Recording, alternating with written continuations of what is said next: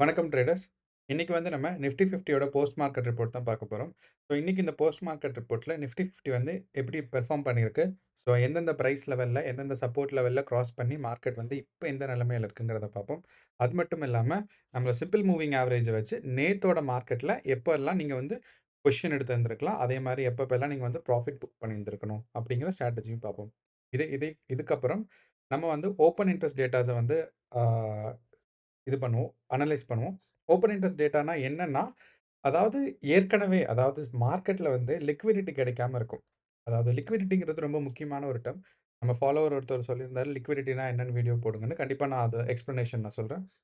லிக்விடிட்டினா எப்படின்னா, நான் ஒரு ஒரு சின்ன ஒரு எக்ஸாம்பிள் சொல்றேன். இப்ப நமக்கு மார்க்கெட்ல ஒரு கம்பெனி ஒரு 1000 ஷேர்ஸ் ஒரு கம்பெனியோ, ஒரு இண்டெக்ஸோ ஒரு 1000 இல்ல 100 ஷேர்ஸ் அவங்க செல் பண்றாங்கன்னு வச்சுக்கலாம். அதுதான் அவங்களோட மொத்த நம்பர் ஆஃப் ஷேர்ஸே. ஓகே. ஆனா இப்ப இந்த மொத்த நம்பர் ஆஃப் ஷேர்ஸ் 100 அப்படிங்கிறதுல, இதுல யார் யாரெல்லாம் வாங்குறதுக்கான வாய்ப்பு இருக்கு அப்படின்னு பார்த்தீங்கன்னா, அது ஒரு 40லிருந்து 35% எஃப்ஐஐஸ் வாங்கிருவாங்க. அதாவது ஃபாரின் இன்ஸ்டிடியூஷனல் இன்வெஸ்டர்ஸ் வாங்கிருவாங்க. அதுதான் அவங்களோட லிமிட்டு. அதுக்கு மேல அவங்க வாங்க முடியாது. ஒரு அவங்களுக்குன்னு ஒரு லிமிட் இருக்கு. ஸோ ஃபாரின் கம்பெனி இந்தியால எவ்வளோ இன்வெஸ்ட் பண்ணலாங்கிறதுக்கு ஒரு லிமிட் இருக்கு. அத தாண்டி வாங்க முடியாது. அதே மாரி அ டிஐஎஸ் அதாவது டொமஸ்டிக் இன்ஸ்டிடியூஷனல் இன்வெஸ்டர்ஸ். அதாவது டொமஸ்டிக் இன்ஸ்டிடியூஷனல் இன்வெஸ்டர்ஸ்னா நம்ம மேக்ஸிமம் டொமஸ்டிக் இன்ஸ்டிடியூஷனல் இன்வெஸ்டர்ஸ் யாருன்னு பார்த்தீங்கன்னா, insurance companies and mutual funds. So இந்த இன்சூரன்ஸ் கம்பெனிஸ் எல்லாம் மியூச்சுவல் ஃபண்ட்ல இன்வெஸ்ட் பண்ணுவாங்க. எல்ஐசி, ஹெச்டிஎஃப்சி எர்கோ அதே மாரி SBI life, ICICI mutual funds அது மாரி நெறையா இருக்கு. ஸோ இவங்கலாம் இருக்காங்க. அது மட்டும் இல்லாம இப்ப அகர்வால் ஃபினான்ஷியல் லிமிடெட்ஸ் அவங்க இருக்காங்க. அதுக்கப்புறம் ஆனந்த் ராட்டி ஃபினான்ஷியல்ஸ் இருக்காங்க. இன்வெஸ்ட்மென்ட்ஸ் இருக்காங்க. ஸோ இவங்கலாம் ஒரு 100 crore 150 கோடி அந்த மாரி வச்சிருப்பாங்க. அவங்கலாம் இன்வெஸ்ட் பண்ணும்போது ஒரு 40% அவங்க எடுத்துருவாங்க. இப்ப மீதி இருக்கு. ஸோ 40 இவங்க எடுத்துக்குவாங்க. 40 அவங்க எடுத்துக்குவாங்க. அதாவது எஃப்ஐஐஸ் எடுத்துக்குவாங்க 40, டிஐஐஸ் 40 எடுத்துக்குவாங்க. அப்போ மீதி இருக்க ஒரு 20%த்துல ஒரு 15லிருந்து 18% யார் எடுத்துக்குவாங்கன்னா, இந்த ப்ரோஸ்ன்னா பெரிய இன்வெஸ்டர்ஸ். அப்போ அவங்க எடுத்துக்குவாங்க. அப்போ இந்த ரீட்டெயிலர்ஸ் தான் மீதி ஒரு 5% எடுத்துக்குவாங்க. ரீட்டெயிலர்ஸ்னா இன்ட்ராடே பண்றவங்க. ஒரு 1.5 crores இல்லன்னா 2 crores கீழ இருக்கிறவங்க ரீட்டெயிலர்ஸ்ன்னு வச்சுக்கலாம். அப்போ இப்போ ஒரு டொமஸ்டிக் இன்ஸ்டிடியூஷன் விக்கணும் அப்டின்னா, அவங்க கையில 40 ஷேர் இருக்கு. 100ல 40 ஷேர் இருக்குன்னா, மார்க்கெட்ல 40 ஷேர் வாங்குறதுக்கு யாரும் இருக்க மாட்டாங்க. ஏன்னா டெய்லி வாங்குறது, விக்கிறதுன்னு பார்த்தீங்கன்னா ரீட்டெயிலர்ஸ் மட்டும் தான். அப்ப ரீட்டெயிலர்ஸ்ட்ட 5 ஷேர் தான் இருக்கு. அப்ப இந்த 5ல அதிகபட்சம் போனா 4 பேர் தான் விப்பான். ஒருத்தன் நார்மலா ஹோல்ட் பண்ணுவாங்க. அப்போங்கும்போது அப்போ அதிகபட்சம் ஃப்ளோட்டிங் ஷேர் அதாவது மார்க்கெட்ல எவ்வளோ ஃப்ளோட் ஆகும் அப்டின்னா, ஒரு 4 இல்லன்னா 5 ஷேர் தான். அப்போ டிஐஎஸோ, எஃப்ஐஐஸோ விக்கணும்னா அவங்க என்ன பண்ணுவாங்கன்னா, ஏற்கனவே நம்ம இந்த ஓப்பன் இன்ட்ரெஸ்ட்ல போட்டு வச்சிருக்க மாரி ஆர்டர்ஸ் போட்டு வச்சிருப்பாங்க. ஸோ, அப்ப அந்த ஆர்டர்ஸ் வரிசையா வந்துரும். யார் இந்த ஃபர்ஸ்ட் ஆர்டர் போட்டிருக்கா? செகண்ட் ஆர்டர் யாரு? தேர்ட் ஆர்டர் யாருன்னு. ஸோ, ஆர்டர் சார்ட்டுமே நமக்கு இங்க இருக்கும். நம்ம இந்த இடத்துல போய் ஆப்ஷன் செயின் பார்த்தீங்கன்னா தெரியும். ஓகே இதுதான். ஸோ, இதுதான் ஆர்டர் சார்ட். ஸோ, இந்த இடத்துல எல்லாம் ஒரு ஒரு ஒரு ஒரு ஸ்ட்ரைக் பிரைஸ்லயும் ஒரு ஒரு நம்பர் ஆஃப் ஆர்டர்ஸ் இருக்கும். ஸோ, அப்போ இந்த ஆர்டர்ஸ வச்சு என்ன பண்ணலாம் அப்டின்னா, நமக்கு என்ன தெரியும் அப்டின்னா, யாரெல்லாம் எந்தெந்த பிரைஸ்ல வாங்கியிருக்காங்க? எவ்வளோ பிரைஸ்ல எத்தன நம்பர் ஆஃப் ஆர்டர்ஸ் இருக்கு? அப்படின்னு தெரியும். ஸோ, அப்படிங்கிறனால இந்த ஆர்டர்ஸ் எல்லாம் எக்ஸிக்யூட் ஆகும். எப்போன்னா, அடுத்த மார்க்கெட் ஓப்பன் ஆகும்போது. அத தான் இங்க ஓப்பன் இன்ட்ரெஸ்ட்டா குடுக்குறாங்க. ஸோ, நான் மறுபடியும் சொல்றேன். ஏற்கனவே இந்த லிக்விடிட்டிக்காக ஸோ, அவங்க இப்போ ஒரு டிஐஎஸ் 10 ஷேர் வச்சிருக்காங்க. 10 ஷேர விக்கணும்னா, யார் அந்த 10 ஷேர விப்பான்னா, ப்ரோஸ் ஒரு 3 ஷேர் விப்பாங்க. நம்ம ப்ரோஸ்ட்ட 20% இருக்கு. அப்ப ப்ரோஸ் ஒரு 20 ஷேர் விப்பாங்க. அதே மாரி ஆ நம்மளோட ரீட்டெயிலர்ஸ் ஒரு 4 ஷேர் விப்பாங்க. அப்போ மொத்தமே 8 ஷேர் தான் அந்த பக்கம் ஃப்ளோட் ஆயிட்டு இருக்கும். மார்க்கெட்ல அவைலபிளா இருக்கும். வாங்குறதுக்கோ, விக்கிறதுக்கோ. அப்ப டிஐஎஸ் 10 ஷேர விக்க முடியாது. அப்ப என்ன பண்ணுவாங்க டிஐஎஸோ, எஃப்ஐஎஸோ அவங்களோட ஆர்டர்ஸ் எல்லாம் ஏற்கனவே போட்டு வச்சிருப்பாங்க. பிகாஸ் அவங்க லிக்விடிட்டி கெயின் பண்ணணும். அதாவது எப்ப அந்த இடத்துல ஸ்டாக் பிரைஸ் அவைலபிளா இருக்கோ, ஒரு பையரோ, செல்லரோ அந்த பர்ட்டிகுலர் பிரைஸ்ல அவைலபிளா இருக்காங்களோ, அப்போ ஆர்டர் எக்ஸிக்யூட் ஆகும். அப்படிங்கிற மாரி ஏற்கனவே ஆர்டர் போட்டு வச்சிருப்பாங்க. அண்ட் இந்த ஆர்டர் இந்த ஆர்டர் எக்ஸ்பைரிக்கு டைம் எல்லாம் இல்ல. இன்னைக்கு ஆர்டர் இந்த ஆர்டர் இன்னைக்கு ரீச் ஆனா இன்னைக்கு வரைக்கும், நாளைக்கு ரீச் ஆனா நாளைக்கு கிடைக்கும். அடுத்த வாரம்னா அடுத்த வாரம் அந்த மாரி. இந்த ஆர்டருக்கு எக்ஸ்பைரி கிடையாது. எப்ப வேணாலும் நீங்க ஆர்டர் வித்ட்ரா பண்ணிக்கலாமே ஒழிய, நீங்க போட்டு வச்சிருக்க ஆர்டருக்கு எக்ஸ்பைரி கிடையாது. இது ஒண்ணு. அதே மாரி சப்போஸ் நீங்க ஆப்ஷன்ஸோ, ஃபியூச்சர்ஸோ வாங்குறீங்கன்னா, அதுக்கான வீக்லி அண்ட் மந்த்லி எக்ஸ்பைரி இருக்கு. யூசுவலா இந்த டிஐஐஸும், ப்ரோஸும் வாங்கும்போது இயர்லி எக்ஸ்பைரி வாங்குவாங்க. அதாவது இந்த பிப்ரவரியில வாங்குறது 2025 டிசம்பர்ல எக்ஸ்பைரி ஆகுற மாரி. அப்படி இல்லன்னா 2026ஓட பிப்ரவரில எக்ஸ்பைரி ஆகுற மாரி. அப்படித்தான் இவங்க வாங்கிட்டு இருப்பாங்க. அப்படிங்கிறனால இந்த எக்ஸ்பைரிக்கு அவங்களுக்கு ரொம்ப டைம் இருக்கும். அப்படிங்கிறனால இந்த ஆர்டர்ஸ் அவங்க வித்ட்ரால்லாம் பண்ண மாட்டாங்க. ஸோ அதனால தான் இந்த ஆப்ஷன் ஓப்பன் இன்ட்ரெஸ்ட் வந்து அந்த டேட்டாஸ தான் நமக்கு காமிக்குது. அதாவது அட் த மனி இப்ப இருக்கிற பிரைஸ்ல இருந்து ஒரு 1000, 1500 பாயிண்ட் மேலயும், ஒரு கீழயும் 1500 பாயிண்ட் கீழயும் என்னென்ன பிரைஸ் இருக்கு அப்படின்னு. அதாவது ஒரு நாள்ல எவ்வளவு அதிகபட்ச மூவ்மெண்ட் ஆகுமோ, அந்த பிரைஸ் ரேஞ்ச பிளாட் பண்ணி, அந்த பிரைஸ் ரேஞ்ச ஒரு கிராஃபா குடுத்து, அந்த கிராஃப்ல நமக்கு என்ன சொல்றாங்கன்னா, இந்த பிரைஸ் ரேஞ்சுல தான் கால் ஆர்டர்ஸ் இவ்வளவு இருக்கு. புட் ஆர்டர்ஸ் இவ்வளவு இருக்குன்னு. இதுதான் வந்து ஓப்பன் இன்ட்ரெஸ்ட். ஏன்னா நம்ம நண்பர் ஒருத்தர் கமெண்ட் பண்ணியிருந்தாரு. ஓப்பன் இன்ட்ரெஸ்ட்னா என்ன அப்படின்னு. இது கொஞ்சம் சின்ன எக்ஸ்ப்ளனேஷன். இன்னைக்கு கொஞ்சம் வீடியோ லென்த்தா போறதுக்கான வாய்ப்பு இருக்கு. லென்த்னா ஒரு அதிகபட்சம் ஒரு 15 நிமிஷம் போறதுக்கான வாய்ப்பு இருக்கு. ஸோ நீங்க அத கொஞ்சம் கவனமா கவனிச்சுக்கோங்க. ஓகே. அண்ட் அப்ப இந்த ஓப்பன் இன்ட்ரெஸ்ட்ல முக்கியமான டேட்டா என்ன தெரிஞ்சுக்கணும் அப்படின்னா, நம்ம வந்து நம்மளோட நெக்ஸ்ட் டே மார்க்கெட்டோட சப்போர்ட் அண்ட் ரெசிஸ்டன்ஸ் நீங்க ஈஸியா தெரிஞ்சுக்கலாம். என்னென்ன பிரைஸ் லெவல்லாம் சப்போர்ட் இருக்கும், என்னென்ன பிரைஸ் லெவல்லாம் ரெசிஸ்டன்ஸ் இருக்குன்னு. மார்க்கெட்ல இருந்து ரெசிஸ்டன்ஸ்னா என்ன? மேல போறத தடுக்கிறது. அப்படிங்கும்போது, மார்க்கெட்ல இருந்து மேல இருக்க பிரைஸ். அப்போ அதிகமான ரெசிஸ்டன்ஸ் எங்க இருக்குன்னா, இப்போ இந்த இந்த கிராஃப்ல நிஃப்டில நம்ம பார்த்திருக்கோம். இந்த நிஃப்டி 50ல அதிகமான ரெசிஸ்டன்ஸ் எங்க இருக்குன்னு கேட்டீங்கன்னா, நம்மளுக்கு வந்து 23,000த்துல. அப்போ அப்போ இது வந்து ஒரு ஸ்ட்ராங்கான ரெசிஸ்டன்ஸ் பாயிண்ட். அப்போ 22,900த்துலயும் இருக்கு. ஆனா அத விட எதுக்கு வந்து பவர் அதிகம்னா, இந்த ரெசிஸ்டன்ஸ்க்கு பவர் அதிகம். ஏன்னா இதோட நம்பர் ஆஃப் கால் ஆப்ஷன்ஸ் வந்து அதிகமா இருக்கு. இங்க சைட்ல நமக்கு கால் ஆப்ஷனோட பிரைஸ் குடுத்துருக்காங்க. 1,00,00,000 கால் ஆப்ஷனும், புட் ஆப்ஷன் வந்து 57,00,000ம் இருக்கு. ஓகே. அப்ப நம்ம சப்போர்ட் எங்க இருக்குன்னு பார்த்தோம்னா, இதே மாரி எங்க சப்போர்ட் அதாவது புட் ஆப்ஷன் வந்து எந்த இடத்துல அதிகமா இருக்குன்னு பார்த்தீங்கன்னா, 22,500 அப்படிங்கும்போது 22,500ல 82,00,000 புட் ஆப்ஷன் குவான்டிட்டியும், ஆ கால் ஆப்ஷன் குவான்டிட்டி 6,00,000ம் இருக்கு. ஓகே. அப்படிங்கிறனால, இதுதான் வந்து சப்போர்ட் அண்ட் ரெசிஸ்டன்ஸ். இந்த ஜோன நம்ம தெரிஞ்சுக்கிட்டோம். அப்ப இந்த ஜோன கொண்டு போயி நம்மளோட சார்ட்ல சப்போர்ட் அண்ட் ரெசிஸ்டன்ஸ் லெவலா வச்சுட்டோம்னாவே, நமக்கு ஒரு 30லிருந்து 50% பிரெடிக்ஷன் முடிஞ்சுச்சுன்னு அர்த்தம். ஏ இந்த சப்போர்ட் அண்ட் ரெசிஸ்டன்ஸ் லெவல்ல பிரேக் பண்றது ரொம்ப கஷ்டம். யூசுவலா அதுதான் நடக்கும். இவ்ளோ நாளா நான் மார்க்கெட்ல பார்த்ததுல, இந்த சப்போர்ட் அண்ட் ரெசிஸ்டன்ஸ நடந்தது ஒரு இந்த போன வருஷத்துலன்னு பார்த்தீங்கன்னா, ஒரு 2 தடவ, 3 தடவ இருந்திருக்கும். எப்பயாவது மார்க்கெட் பயங்கரமா மூவ் ஆயி, இந்த சப்போர்ட் அதாவது 23,300 சப்போஸ் இந்த மாரி ஒரு சார்ட் இருக்குன்னா, 23,300லேருந்து மேல போயி 23,300 வரைக்கும் போறதுக்கான வாய்ப்பு இருந்திருக்கு. ஆனா, அந்த மாரி நடக்காது. ஏன்னா, இங்கேயே ஒரு 200 பாயிண்ட் அதுக்கப்புறம் பார்த்தீங்கன்னா இது. ஆனா, நம்ம இந்த ஓப்பன் இன்ட்ரெஸ்ட் டேட்டா அதாவது உங்களுக்கு டெய்லி மாறிட்டே இருக்கும். நீங்க நேத்தோட ஓப்பன் இன்ட்ரெஸ்ட் டேட்டா பார்த்தீங்கன்னா தெரிஞ்சிருக்கும். நான் இந்த ஓப்பன் இன்ட்ரெஸ்ட் டேட்டா நேத்து நான் பார்த்துட்டு, நான் வந்து நீங்க என்னோட பழைய வீடியோ எடுத்து பார்த்தீங்கன்னா தெரியும். நிஃப்டி 50யோட நேத்தோட வீடியோ. என்னால பேசவே முடியல. ஏன்னா, இது வந்து ஒரு டிஃபரண்டான சார்ட்டு. இந்த இடத்துல நம்ம சப்போர்ட் அண்ட் ரெசிஸ்டன்ஸே கிடையாதுன்னு சொல்லலாம். ஏன்னா, நமக்கு இருக்கிற பிரைஸ் தான். அட் த மனில தான் இருக்கு. ஸோ, எப்பயுமே நான் வந்து இப்ப இப்ப இது வந்து பார்த்தீங்கன்னா 18ஆம் தேதி. இந்த இடத்துல நானு 20ஆம் தேதி. நான் பின்னாடி போறேன். 19ஆம் தேதி. பார்த்தீங்கன்னா, இங்க இருக்க அட் த மனி மேல ஒரு சப்போர்ட் தெரியுது. மேல ஒரு ரெசிஸ்டன்ஸ் தெரியுது. 2வது ரெசிஸ்டன்ஸ் தெரியுது. கீழ ஒரு சப்போர்ட் தெரியுது. அதுக்கு அடுத்து பாருங்க. அதாவது 18ஆம் தேதி தான். ஓகே. அடுத்து. அட் த மனி இங்க ஒரு சப்போர்ட் தெரியுது. இங்க ஒரு ரெசிஸ்டன்ஸ் தெரியுது. அதே மாரி 14ஆம் தேதி இங்க ஒரு அட் த மனி அதாவது இப்ப இருக்கிற பிரைஸ்க்கு பேரு அட் த மனின்னு சொல்லுவாங்க. இங்க ஒரு சப்போர்ட் தெரியுது. இங்க ஒரு ரெசிஸ்டன்ஸ் தெரியுது. இங்க ஒரு சப்போர்ட் தெரியுது. இப்படியே போயிட்டுருக்கு. ஆனால், நீங்க வந்து 20ஆம் தேதி மார்க்கெட் மட்டும் பார்த்தீங்கன்னா, சப்போர்ட் அண்ட் ரெசிஸ்டன்ஸே இல்ல. அதாவது அது வந்து ஒரு எங்கேயோ அந்தரத்தில தொங்கிட்டு இருக்கிற மாரி இருக்கு. எந்த பக்கம் கீழ போகும், எந்த பக்கம் மேல போகும்ன்னு சொல்ல முடியாது. எப்பயுமே அட் த மனி வந்து கம்மியா இருக்கணும். ஸோ, அதனால தான் நம்ம நேத்து வந்து கொஞ்சம் பிரெடிக்ஷன் வந்து பெர்ஃபெக்ட்டா இல்ல. காரணம் என்னன்னா, எனக்கு வந்து ஓப்பன் இன்ட்ரெஸ்ட் டேட்டா அந்த மாரி இருந்திருக்கு. ஸோ, நம்மளோட பிரெடிக்ஷன் கொஞ்சம் கஷ்டமானது தான். நேத்து மார்க்கெட் நிஃப்டி 50ய பிரெடிக்ட் பண்றத பொறுத்து.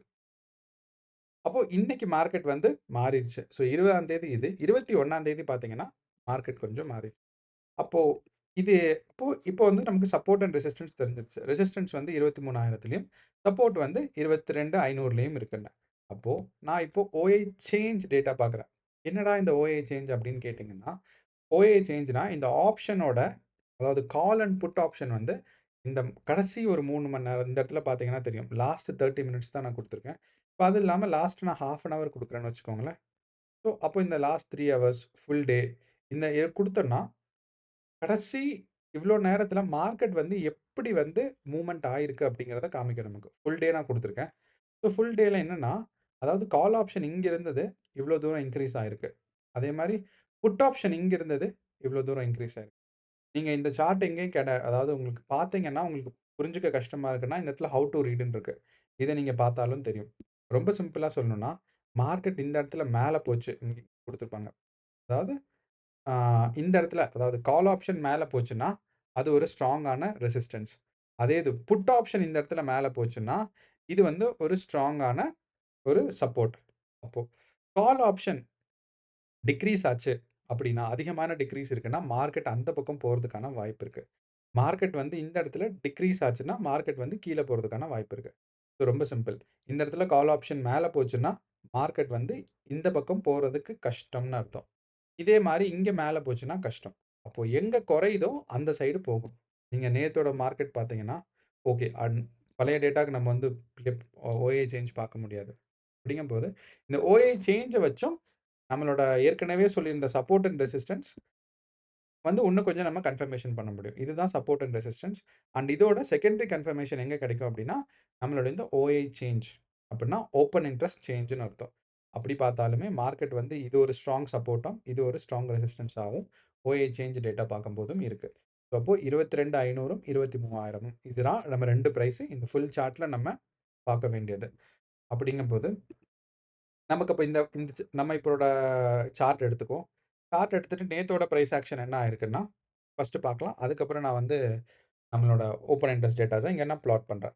இப்ப நேத்தோட சார்ட் என்ன ஆயிருக்கு அப்படின்னு பார்த்தீங்கன்னா, நேத்து வந்து கேப் டவுனா ஓப்பன் ஆயிருந்திருக்கு. அதாவது 29,900க்கு கீழ ஓப்பன் ஆயிருக்கு. அதுதான் இது ஒரு பெரிய விஷயம். நான் ஏற்கனவே சொல்லியிருந்தேன் 29,900ங்கிறது ஒரு ஸ்ட்ராங்கான சப்போர்ட்டா இருந்திருக்கு நேத்தோட சார்ட் பார்க்கும்போது. அப்போ என்ன ஆயிருக்குன்னா, மார்க்கெட் இதுக்கு மேல மேல வந்துட்டு, அதுக்கப்புறம் மார்க்கெட்ட செல்லர்ஸ் ரொம்ப ஸ்ட்ராங் ஆயி கீழ கொண்டு வந்துட்டாங்க. கீழ கொண்டு வந்தது எவ்வளோ வரைக்கும் அப்டின்னா, 22,800 வரைக்கும். ஆக்சுவலி நம்ம நண்பர் ஒருத்தவரு 22,800ல பொசிஷன் எடுத்திருந்தாரு. ஆனா, அது போன வாரம் எக்ஸ்பைரிக்கு. அதனால வியாழக்கிழமையோட முடிஞ்சிருச்சு. யோசிச்சு பாருங்க, அந்த வியாழக்கிழமை முடிஞ்சதுக்கப்புறம், இன்னைக்கு மார்க்கெட் கீழ வந்திருக்கு. இதுதான் நம்மளோட பெரிய கஷ்டம். நம்ம என்னைக்கு போகாதுன்னு நெனச்சு குளோஸ் பண்றோமோ, அன்னைக்கு மார்க்கெட் அந்த பொசிஷனுக்கு வந்துரும். பட் ஒண்ணும் பிரச்சனை இல்ல. நம்ம அன்னைக்கு அந்த சப்போஸ் மார்க்கெட் கீழ வராம மேல போயிருச்சுன்னா, நமக்கு நெறைய லாஸ் வந்திருக்கும். அப்படிங்கிறனால குளோஸ் பண்ணது நல்ல விஷயம் தான். அப்போ மார்க்கெட் நேத்து வந்து கேப் டவுனா ஓப்பன் ஆயிட்டு, இந்த ஃபர்ஸ்ட் கேண்டில் கிரீன் கேண்டில் பார்த்தீங்கன்னா, கேப் டவுன் ஓப்பன் ஆயிருச்சு.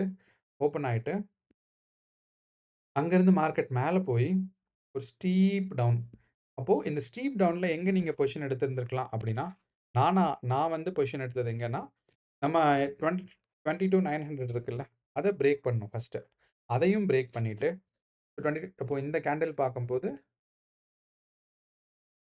இந்த இந்த ரெட் கேண்டில் பார்க்கும்போது 22,900 பிரேக் பண்ண போகுது. அடுத்து நமக்கு பாருங்க, கீழ ஒரு பின் பார் மாரி ஒரு கேண்டில் இருக்கு. ஆனா, அத நம்ம ஜூம் பண்ணோம்னா, அது ஆல்மோஸ்ட் நம்மளோட சிம்பிள் மூவிங் ஆவரேஜ். இந்த ப்ரவுன் கலர் லைன் இருக்கு பாருங்க, இந்த லைன். அது வந்து 10 சிம்பிள் மூவிங் ஆவரேஜ். இந்த கிரே கலர் வந்து 20 சிம்பிள் மூவிங் ஆவரேஜ். இந்த கிரீன் வந்து 50 அடுத்து வந்து 200 இது. அப்போ மார்க்கெட் இங்க வரும்போது இந்த 3 கேண்டில் நம்ம சிம்பிள் மூவிங் ஆவரேஜ்லருந்து தூரமா வந்துருச்சு. 1. அடுத்து. அப்போ நம்ம சப்போர்ட் லெவல்ல இருந்து கீழ வந்துருச்சு. First confirmation. செகண்ட் கன்ஃபர்மேஷன் நம்மளோட சிம்பிள் மூவிங் ஆவரேஜ்க்கு கீழ ஒரு ஃபுல் கேண்டில். அதுவும் பையர்ஸ் அண்ட் செல்லர்ஸும் ஈக்குவலா இருக்கிற மாரி ஒரு கேண்டில் ஃபார்ம் ஆயிருச்சு. அப்படி அதாவது இதுதான் ஒரு ப்ராப்பரான கேண்டில். ஆனா இந்த மேல இருக்க கேண்டில் இந்த இடத்துல பார்த்தீங்கன்னா, இது ஒரு ப்ராப்பரான கேண்டில் கிடையாது. இந்த கேண்டில். ஏன்னா, இங்க வந்து செல்லர்ஸ் ஸ்ட்ராங்கா இருக்காங்கன்னு தெரியுது. ஆனா பையர்ஸ் வந்து பிரைஸ் இவ்வளோ தூரம் கொண்டு போயிருக்காங்க. அப்போ இந்த நெக்ஸ்ட் கேண்டிலோட பாடி அண்ட் விக் வந்து ஓரளவு ப்ரொபோர்ஷனேட்டா இருக்கறனால ப்ரொபோர்ஷனேட்னா பாடி இவ்வளோ இருக்குன்னா, விக் இவ்வளோ தான் இருக்கணுங்கிற மாரி இருக்கு. ஸோ, அப்போ அந்த இது கரெக்ட்டா இருக்கனால, இந்த கேண்டில் தான் ஒரு ப்ராப்பரான என்ட்ரி கேண்டில். வெயிட் பண்ணியாச்சு நம்ம. ஓகே. அப்புறம் நான் இன்னொன்னு, எனக்கு கொஞ்சம் இந்த ஆங்கிள்ஸ் பிடிக்கும். ஏன்னு தெரியாது. அது இப்ப இந்த ஆங்கிள்ல வச்சு பார்த்தோம்னா, இந்த 3 கேண்டிலுக்கும் ட்ரெண்ட் பார்த்தீங்கன்னா, டவுன்ஃபாலுக்கு ட்ரெண்ட் 73 டிகிரி இருக்கு. அப்போ 73 டிகிரினா ஒரு நல்ல ட்ரெண்ட்ன்னு அர்த்தம். அப்படிங்கிறனால, நம்ம இந்த ட்ரேடு எடுக்கலாம்னு நான் முடிவு பண்ணிட்டேன்.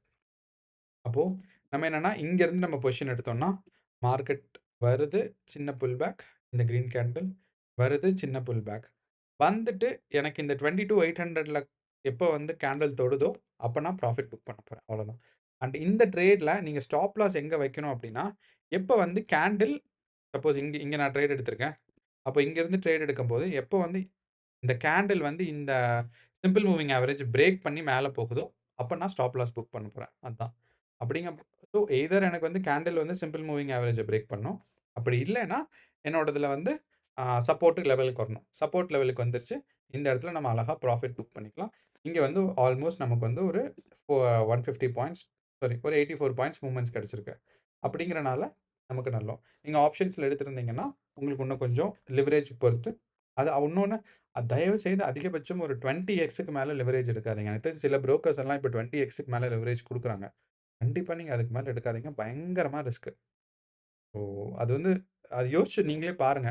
ஏன்னா மார்க்கெட் வந்து 20 எக்ஸ் எடுக்கும்போது ரூ. 1 இருக்கிறது நீங்க ஒரு 10% மேல போச்சுன்னா உங்களுக்கு தெரியும். ரூ. 1 இருக்கிறது ரூ. 200 மாறிரும்னு. ஆனா அதே சமயம் கீழ வரும்போது ரூ. 1 இருக்கிறது நீங்க வந்து 1% கீழ விழுந்தா கூட உங்களோட கேப்பிட்டல் போயிரும். அப்ப மார்க்கெட் தானா குளோஸ் ஆயிரும். ஸோ உங்கள்ட்ட புரோக்கர்ட்ட இருந்து மெசேஜ் வரும். எய்தர் நீங்க வந்து அதிகமான மணி இன்டியூஸ் பண்ணுங்க. அப்படி இல்லன்னா உங்க பொசிஷன் குளோஸ் பண்ணப்படும்னு சொல்லி வரும். ஸோ அதனால ஒரு 20 எக்ஸே கொஞ்சம் ரிஸ்க் தான். 5 டூ 10 எக்ஸ் தான் பெட்டரு. அதுக்கு மேல 20 வரைக்கும் போலாம். தயவு செய்து 20, 50லாம் போயிறாதீங்க. கிரிப்டோலலாம் 50 எக்ஸ் இருக்கு. தயவு செய்து எடுத்துறாதீங்க. அது வந்து உங்களுக்கு நஷ்டம் வர்றதுக்கான வாய்ப்பு நெறையா இருக்கு. அது வந்து ஒரு நல்ல ட்ரேடிங் பிராக்டிஸ் கிடையாது.